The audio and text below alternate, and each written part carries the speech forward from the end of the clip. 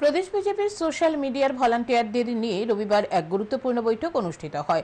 রাজধানীর মুক্তধারা হলে প্রদীপ প্রজ্বলন করে এই বৈঠকের উদ্বোধন করেন মুখ্যমন্ত্রী ডক্টর মানিক সাহা। উপস্থিত ছিলেন প্রদেশ বিজেপির সভাপতি রাজীব ভট্টাচার্য, সাধারণ সম্পাদক অমিত রক্ষিত সহ অন্যান্যরা।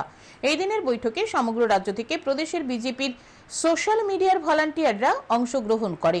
মূলত লোকসভা নির্বাচনকে সামনে রেখে এই দিনের বৈঠকের আয়োজন করা হয়। প্রদেশের বিজেপির সোশ্যাল মিডিয়ার ভলান্টিয়ারদের এক নেতৃত্ব জানান, এই ধরনের বৈঠক সমগ্র দেশে হচ্ছে। বিভিন্ন সরকারি প্রকল্পের বিষয় এবং সরকারের কাজের বিষয়ে মানুষের সামনে তুলে ধরার জন্য সোশ্যাল মিডিয়া ভলান্টিয়ারদের আরও সক্রিয় করার লক্ষ্যে কর্মসূচি হাতে নেওয়া হয়েছে।